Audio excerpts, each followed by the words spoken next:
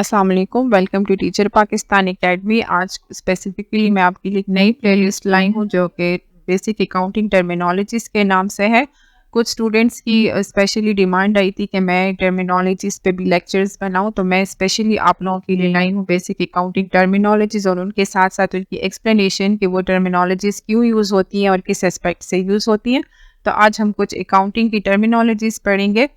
यहाँ आज के लिए मैंने सेलेक्ट किए हैं following topics. Number 1 is assets, liabilities, equity, revenue, expenses, profit, loss and finance. तो आज हम इन 8 चीज़ों को समझेंगे कि ये क्या होती है।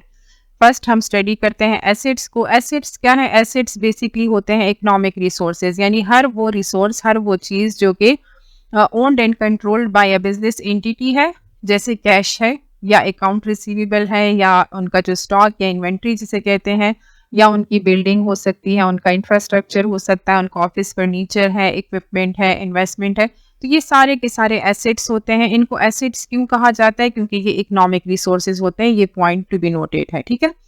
इकोनॉमिक रिसोर्सेज होते हैं और ये बिजनेस एंटिटी के अपने कंट्रोल में होते हैं। वो उनको डेली जो है वो अपने बिजनेस के लिए यूज करते हैं।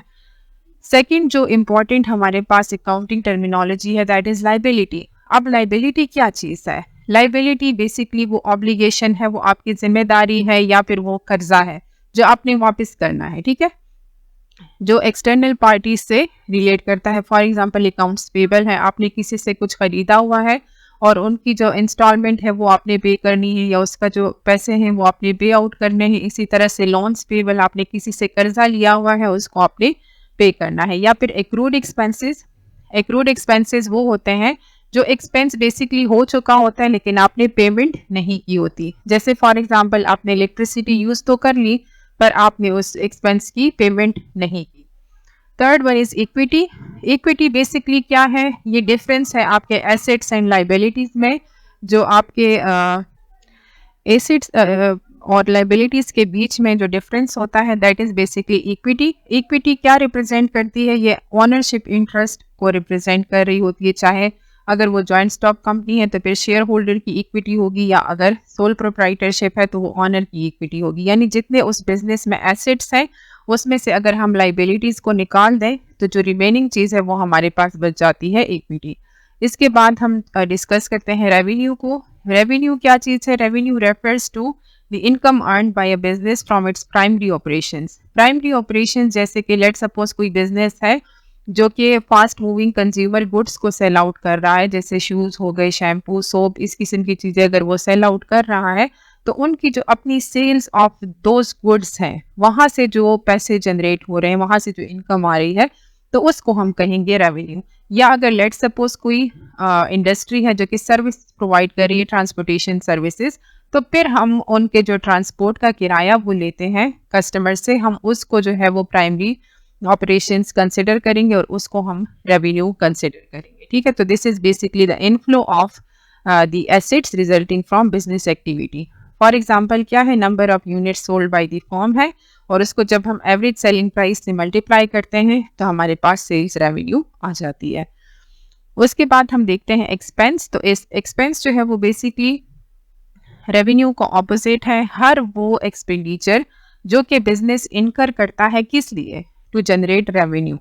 फॉर एग्जांपल मजदूर को वेजेस देना, बिल्डिंग के लिए रेंट देना, इस तरह से यूटिलिटी के जितने एक्सपेंसेस हैं, जितनी सैलरीज हैं या सेल्स पर्सन को कमीशन दिए जा रहे हैं, तो ये सारे के सारे हमारे एक्सपेंसेस या एक्सपेंडिचर में शामिल हैं। उसके बाद हम प्रॉफिट पे बात करते हैं। तो प्रॉफिट क्या है? मेन ऑब्जेक्टिव किसी भी कंपनी को रन करने का होता है प्रॉफिट। प्रॉफिट क्या है? फाइनेंशियल गेन है या वो सरप्लस है that remains after deducting expenses.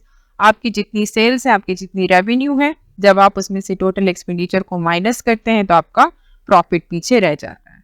उसके बाद हम लॉस को जो है वो डिस्कस करेंगे। लॉस बेसिकली प्रॉफिट का उलट है, ठीक है, इसका ऑपोजिट है। जब अकाउंटिंग में हम लॉस से कहते हैं डिक्रीज इन नेट इनकम को, यानी प्रॉफिट और लॉस एक दूसरे के बिल्कुल ऑपोजिट है। प्रॉफिट अगर सरप्लस है तो लॉस जो है वो डिक्रीज इन नेट इनकम है, यानी आपके रेवेन्यूज जो है वो आपके एक्सपेंडिचर से कम है। आपके रेवेन्यूज कम जनरेट हो रहे हैं, एक्सपेंडिचर्स आपके ज़्यादा है, तो जो रिजल्टेंट फिगर हमारे पास आता है वो लॉस का होता है। उसके बाद हम लास्ट में डिस्कस करेंगे फाइनेंस को। फाइनेंस क्या है? फाइनेंस जो है वो फंड्स या कैपिटल हमें कहाँ से मिलेगा, हम उसको ग्रो कैसे करेंगे, हर वो चीज़ जो कि उसकी ग्रोथ से रिलेट करती है कि किस तरह से हम कैश एक्वायर करें, एसेट एक्वायर करें और किस तरह से हम उसको प्रोडक्टिव यूज़ उसका करें। तो ये सारा कुछ जो है ये हम फाइनेंस में डील करते हैं। This is basically the process of raising funds और capital for any kind of expenditure. ठीक है, इस प्रोसेस में हम क्या करते हैं? We channel various funds in the form of credit, loan or invested capital to those economic entities that most need them or can put them into the most productive use. Hopefully आपको आज की terminology समझ आ गई होंगी। Thank you so much. Stay tuned to Teacher Pakistan.